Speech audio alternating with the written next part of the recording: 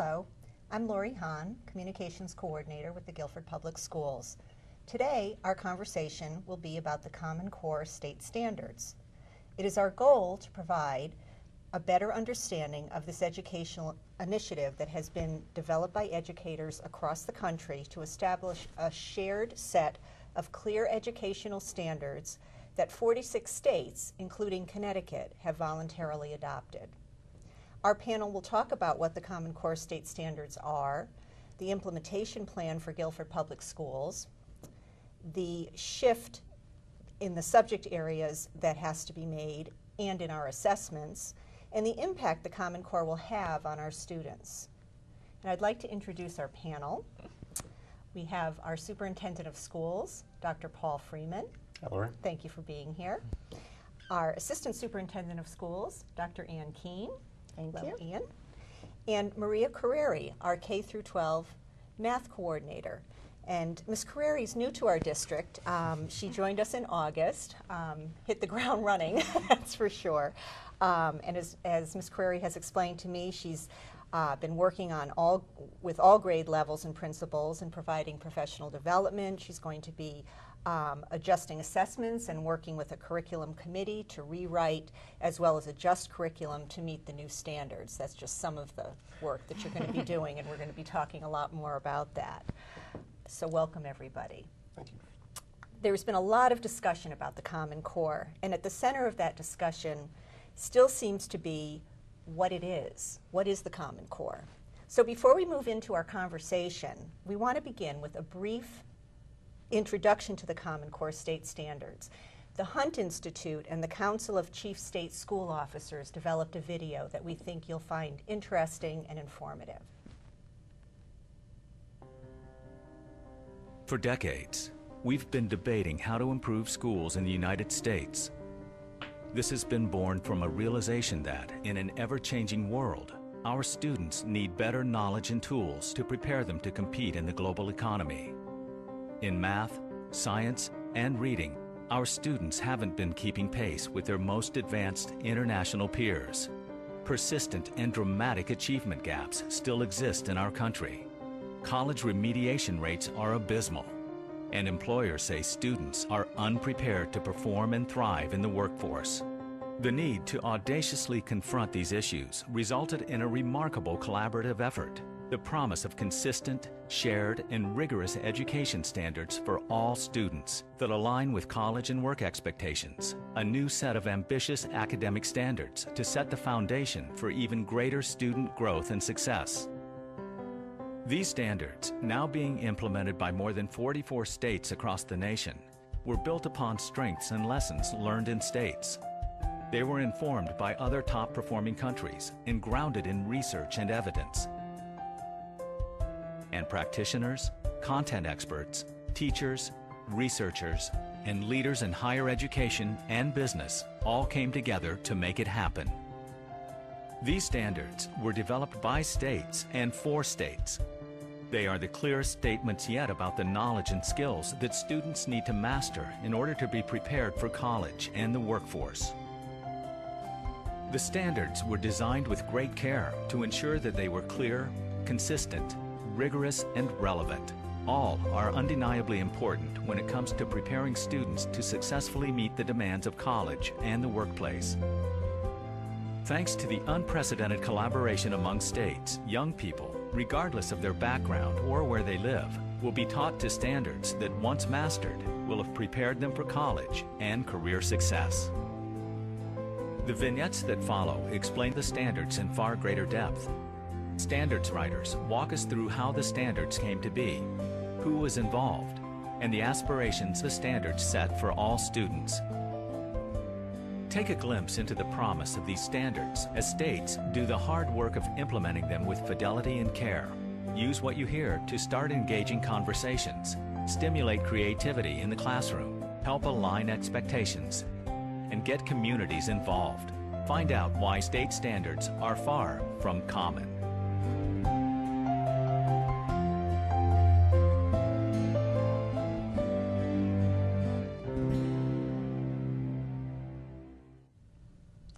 So Dr. Freeman, that was interesting. It was broad-based, and we know that the Common Core is consistent and shared and rigorous, but would you like to elaborate? What exactly are the standards?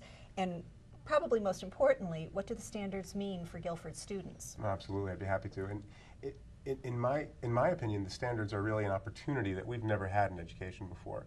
For my entire career in education, we have been struggling state by state to figure out what's best and then how best to do that. This is, for the first time in my career, an opportunity to collaborate with our neighbors and with educators across the country.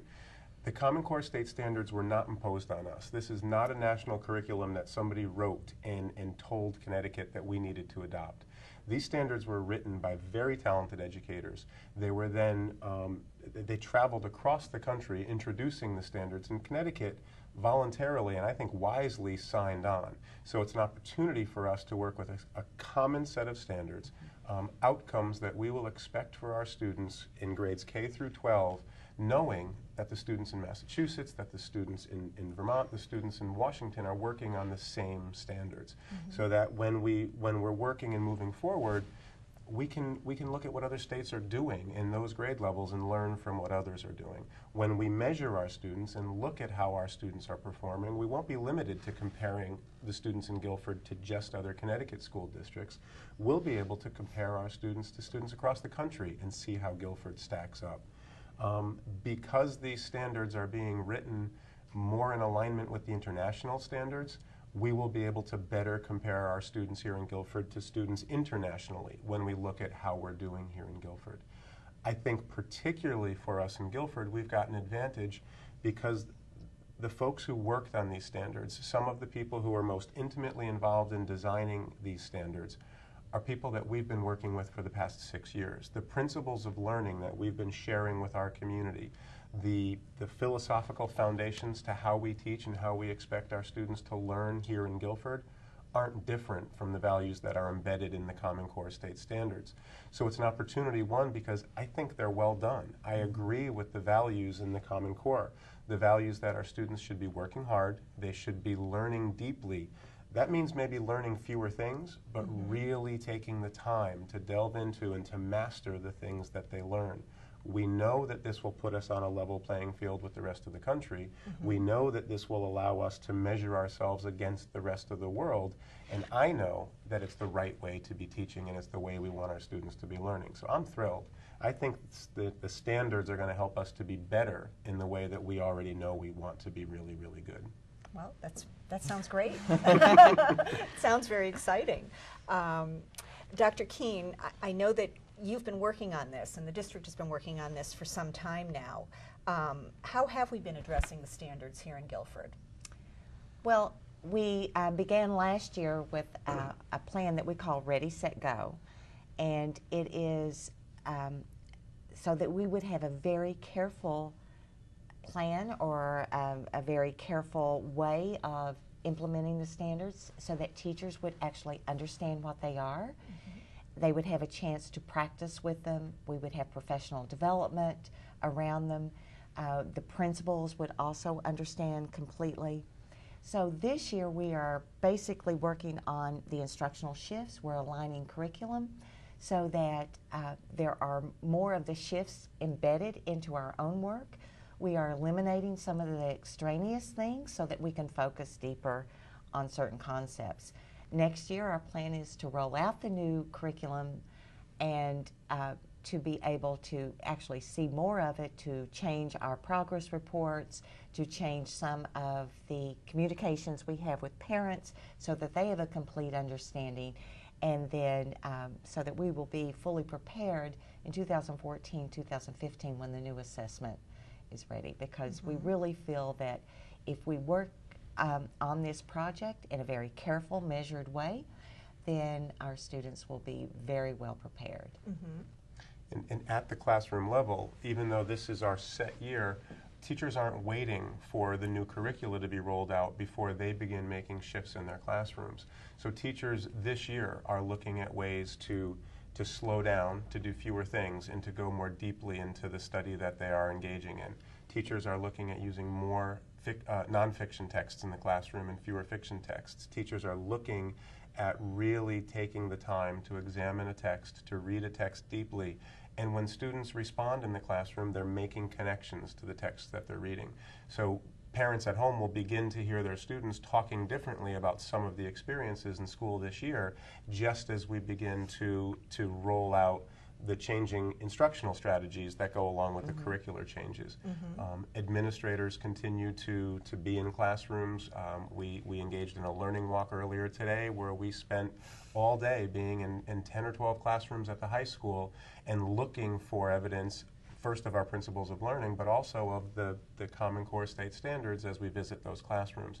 And principals are engaging in conversations with teachers every day about the teaching and the learning that's happening and how we're moving towards those standards.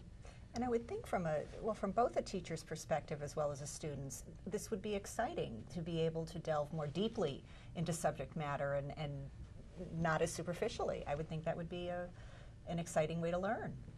It is. I think it's a more engaging way to learn. You know, in the examples that we saw in the high school today, we saw students who were deeply involved in a debate over energy sources and sustainable energy. And they were taking a position, they studied that position, and they were defending and then arguing that position with their classmates about which is going to be better for our country moving forward. They were invested and engaged in that debate because they had taken the time to really prepare for that debate. And quite honestly, the teacher was able to sit back and allow the students to have that debate and provide their evidence and in fact challenge each other's evidence. It was a wonderful opportunity to see them going deeply into the work rather than we could have said, let's memorize some facts about 5 different types of sustainable energy. That's not the way it was presented today. Sure.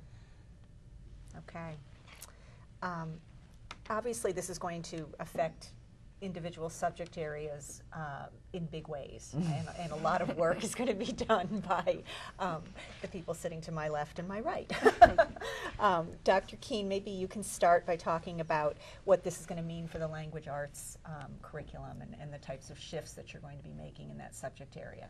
Well, the Common Core state standards have been written for mathematics and English language arts, but the title of the English language arts document is English language arts for social studies, science, and technical subjects. Okay. So it's about reading and writing in a lot of content areas, as well as in the English language arts classroom. So that's the first big shift, where the standards are actually expecting a lot of very careful reading and writing in subject, and so in subject areas like science and social studies, so that students are building their content knowledge and they're not just reading fiction or writing fiction. That doesn't and so as a result, the balance of fiction and nonfiction reading and writing is changing. It doesn't mean that children still aren't reading a lot of stuff for pleasure and for the love of reading, and they're still not, and they are still writing narratives, but it does mean that we have to really make a conscious effort to show kids how to read for information and how to read content text and to write, because that's what they're going to be expected to do when they go to college and career, and starting as early as kindergarten.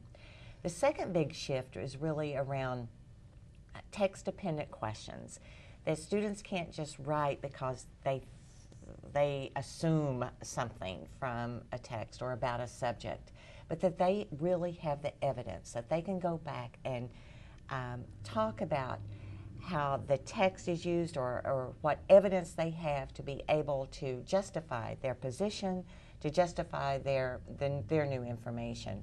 So we're really looking for text-based questioning from the teachers, as well as students being able to be accountable for their knowledge and for their understanding in their writing, in their discussion, in their reading. The third big shift is around text complexity. And nationally, a lot of studies have been done where they've really looked at the difficulty level of student textbooks, of reading material that students have been assigned across grades. And what they have found out is that it is not nearly as rigorous as it was many years ago, and it certainly isn't rigorous enough for college and career. And as a result, a lot of students have had to have remedial classes when they go to college in order to handle college level reading. And so students cannot read rigorous text unless they have that experience with rigorous text or difficult text. Sure. All the way through the grades. And I'm not saying you give a college book to a kindergarten student. However, it is okay that students are having to wrestle a little bit with text. And we need to teach them how to handle those difficult words and how to go back and reread a passage and really think about it and what is the message here, and to have to pore over structure and vocabulary. And vocabulary is another piece, especially academic vocabulary, that stretches across a lot of different subjects. And so how do students, build that vocabulary through complex text, through reading more knowledge-based books, informational text, starting at in the elementary K-5, we're asking, or the standards are calling for about 50% fiction and 50% nonfiction. By the time students are in high school, it's about 70% nonfiction and 30% fiction. Now that's their entire reading diet. That isn't just in their English language arts classroom. So they may be reading articles or historical documents or journal entries in social studies. They may be reading scientific reports or research studies in science. And so that would count as part of their 70%. But we have to certainly significantly increase it if we want to increase the knowledge and make them competitive in a global world. So those are the big three shifts. Hopefully, you kind of get a sense of what they're like, specifically. Dr. Freeman was talking a little bit earlier about our visit today at the high school, but we were having some conversation around an article that the principals had shared with department heads. And so the principals are doing professional development by modeling this kind of lesson. And they were using a very rigorous article about what causes cancer.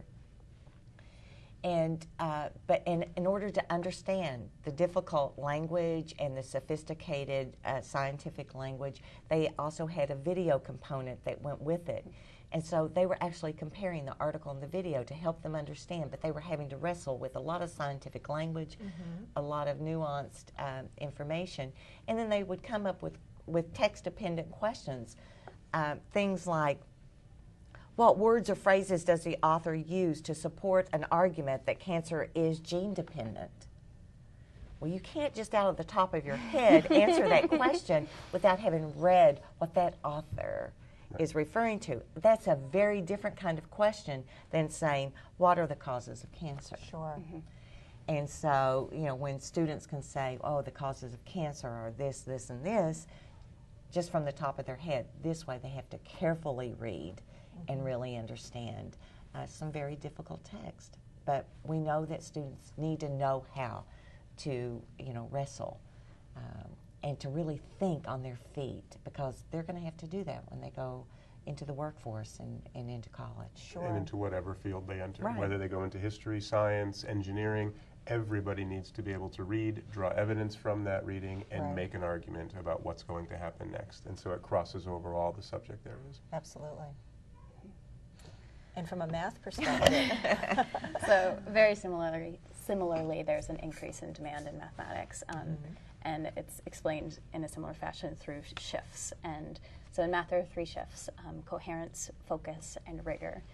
So with that first idea of focus, our current Connecticut maths curriculum says you've heard the phrase probably, a mile wide and an inch deep, and everything is just covered very thinly, and which means then we have to go back and reteach it because nobody mastered it. So Right. with that first shift of focus, we're saying, okay, let's clearly define in each grade level or in a grade band, what is the major focus for this grade band, so that teachers clearly know.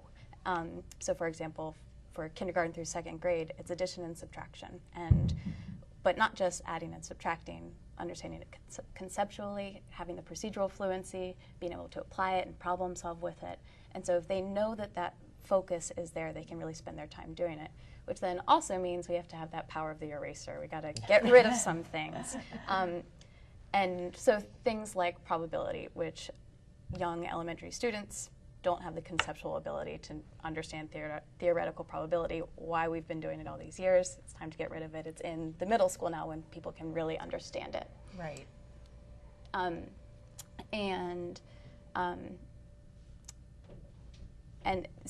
things like patterns just for the sake of doing a pattern aren't there anymore. But if those additional topics are there, they're there in the service of the major topics. So if addition and subtraction is the focus, then there's a second grade standard that says relate addition and subtraction to length. So that measurement standard is there to support the major work of the grade, which leads into coherence for math. So coherence is within topics like that, but then also within the grades, and it's really beautifully written into the standard, so it's unavoidable. And so, for example, in operations and algebraic thinking in first grade, instead of just saying adding and subtract, it's use the powers of operations, properties of operations to develop strategies to add and subtract. And then in third grade, use the properties of operations to develop strategies to multiply and divide. And then in fifth grade, you're using the properties to find equivalent expressions. And then once you're in middle school, you're actually using it in algebra. So it's this really clear progression of those ideas, which allows you then to have that much deeper rigor that they've been talking about, because we have this focus and coherence between the grades. Okay. And is it substantially different than what we're doing now? Because, yes. So previously, and I was recently a teacher, it's all just individual topics, and it's now so clearly all the connections are there and how much greater depth we're asking of the students. We never before would have had a standard that said understand something. It was always something you needed to be able to do, and now it's clearly written in that students are going to be able to understand and explain their understanding, and so teachers are going to be required to teach that as it's a part clearly written in. Sure. Okay, thank you. And how are we going to know how we're doing? How are we going to measure? More work. More work. Well, I can start.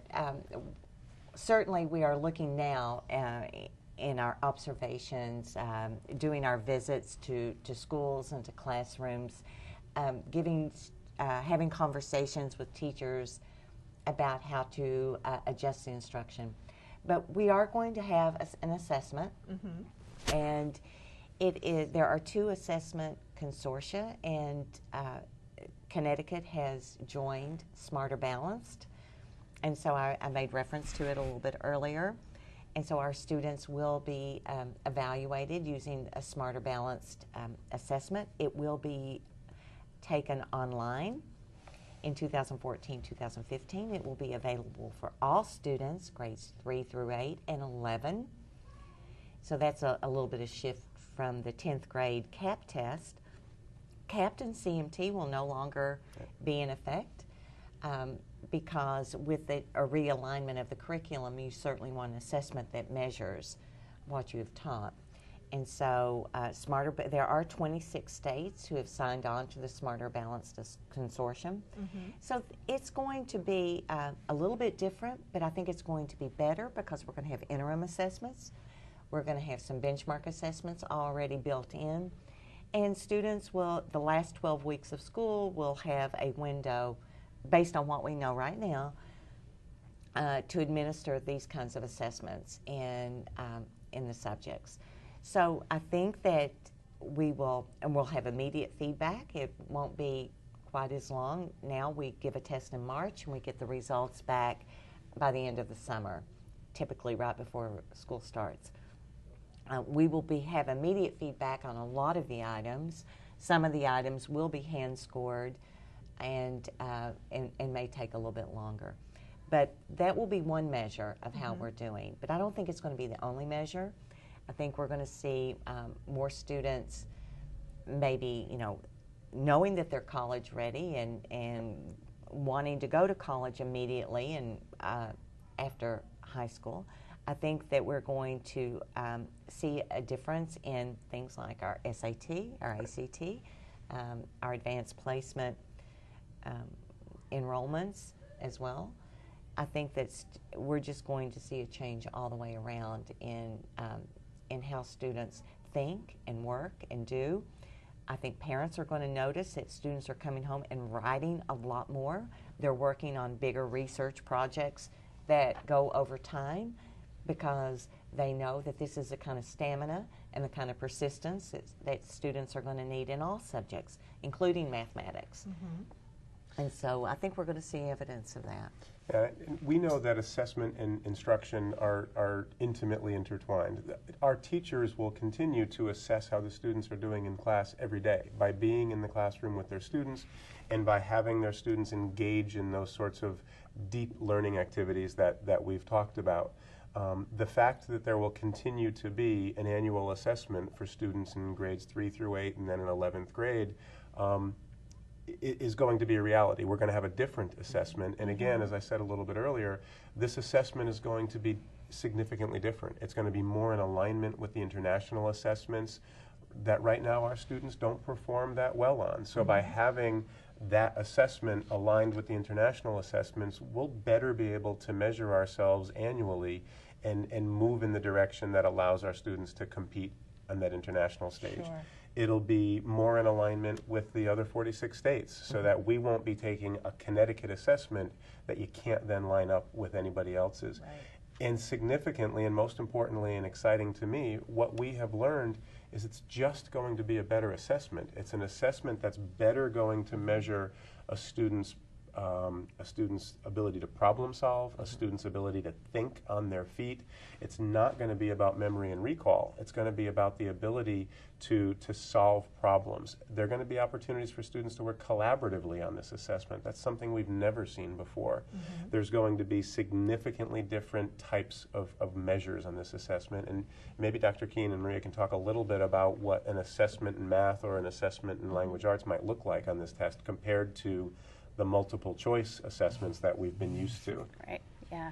In math, as a math lover, it is really exciting to see these changes. Having worked on developing multiple choice questions for previous tests where a multiple choice question must assess only one skill at a time, now that reporting is gone and it's an overall score and then 4 claims about what a good math student is. And only the first one is really looking at that content knowledge, but then the remaining 3 are the same for 3rd through 11th grade. The second one is about problem solving, the third one is about communicating reasoning, and the fourth one is about modeling and data analysis. And those remaining 3, so they're going to use the content knowledge, but put them into such more realistic ways of looking. It's just wild when you look at them. And the way that the Smarter Balanced designers, when they sat down, they really wanted to be able to assess both the content and those practice standards. So they're designing questions that do that. So, for example, there was one we were looking at with the principals this week where there were 2 bags and they had pencils in them, and one had 2 out of 5 pencils were sharpened, and in the other one it said there were 4 pencils that were sharpened, how many total are in the bag. So students, and this would be a constructed response, they'd have to put in 10. So there's no guessing, you have to be able to figure it out. But then it goes on into a more extended response where they're having to, the question asks them, if the numbers are different, explain how it could be the same fractional amount. And they have to create a true argument that describes how equivalent fractions work. And that is just the sort of test, we could never get to that with multiple choice. Or even with, Connecticut had some open-ended, but it would never have gone to that level of depth. Right. And then even further than that, the performance tasks that they're having, which are up to 120 minutes. In the high school one we were looking at, they were having, in math, they were having to read articles and pull information out and create a whole defense about, it was the rising cost of college tuitions. I mean, it's just a completely different world, and it's going to change our instruction because of that. Now, just out of curiosity, those particular types of questions, are those verbal questions, or are they writing down these? On a computer. On the computer. Okay. Another example in English language arts, I think we're going to see a whole lot more writing. But for example, students may be reading a short story and comparing the character's development in a short story to a character's development in a narrative poem, and using evidence from both. And so that is something that is, takes a lot of skill and a lot of thinking. And this is at the 3rd grade level. Wow. So, and it gets, much more sophisticated. But students are going to be expected to write arguments, defend, taking a position, taking a stand, and using information from the articles. A lot of it's going to be online, so they'll be clicking on the articles, or it may even be a video piece where they're collecting information, they're synthesizing it, they're developing an argument, and putting it together. There are also much more objective kinds of questions, but it still looks different. For example, a student may have to respond to a question and then say, click all that are true. And there may be a series of 10 items, and it won't be just one right answer. There are multiple answers. So those are the kinds of things that we're seeing. It's not the old way, and certainly there's a lot more subtle nuance where kids have to think, and we're feeling the rigor. So we have some sample items now that we've been sharing with our Common Core State Standards team. That was not something that I failed to mention earlier. We have a team of teachers representing all the schools, and we call it the Common Core State Standards team. We meet monthly just to find out what is new, what's going on around the country. We model lessons. We have professional development opportunities that they can take back to their faculties and to help generate more conversation. That is one of the challenges with the Common Core, because it is so widespread and so many states are working on this. There's a lot of information, and of course in this information age where an information is just a Google away, we're having to filter a lot of information, and things are happening so quickly and so almost moment by moment. We're making changes. We're finding a better video. We are videoing ourselves and coming back and say, let's analyze our questioning techniques. Let's, but we're really trying to get set this whole year. Not that we are making these drastic changes in every single classroom, but teachers are starting to make the changes. They're getting professional development this year. We are making curricular adjustments this year. We are doing some working with the Board of Education, trying to educate them as well. Right. So we're looking at how all this fits together and supports the work that we have been doing with the Institute for Learning, the Principles of Learning. How does this support the kinds of things that we know that we have already embraced, and how to make us better, especially when we think about academic rigor and a thinking curriculum. And that doesn't include the whole piece about self-management of learning, because the core, as well as the Principles of Learning, expect students to become independent.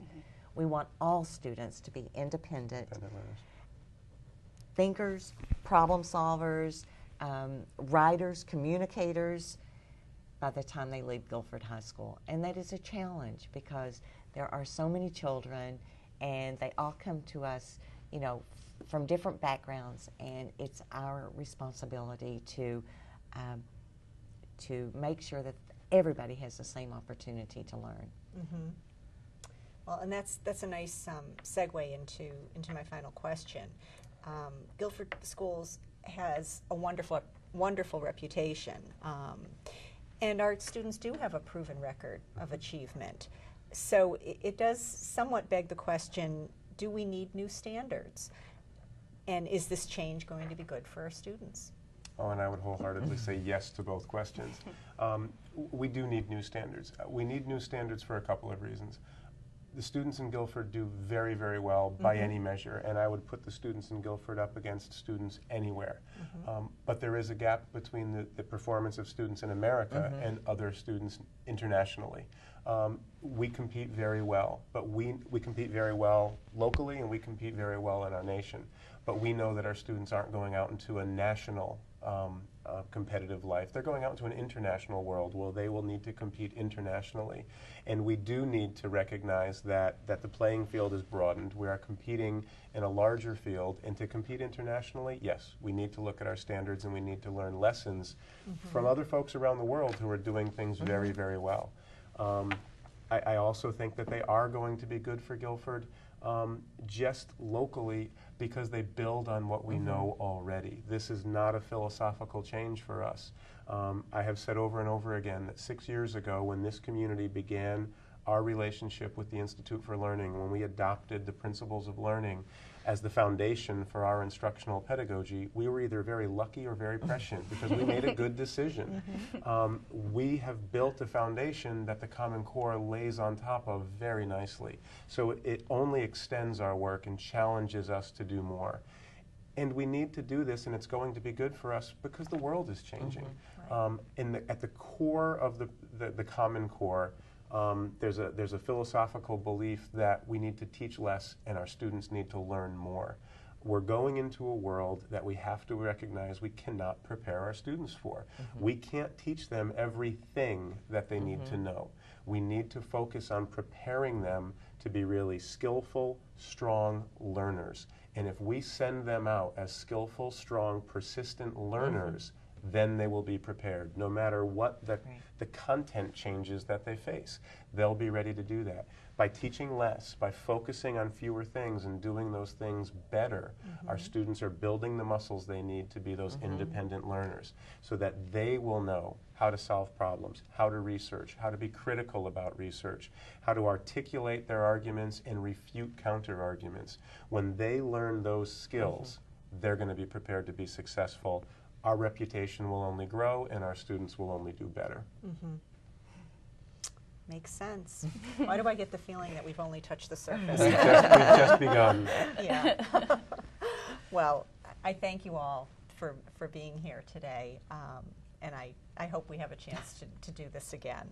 And I hope that our viewers have gotten at least the tip of the iceberg as far as an understanding of the Common Core state standards. Before we close, I'd like to thank Shannon Gale, the operations manager for GCTV, as always, for her hospitality and for her expertise. We do have additional information on the Common Core state standards on the Guilford Public Schools website at www.guilford.k12.ct.us. And you will also find more information on the web addresses that we will be running at the end of this program. So we appreciate your watching, and we hope to see you soon. Thank you. Thanks, Lori.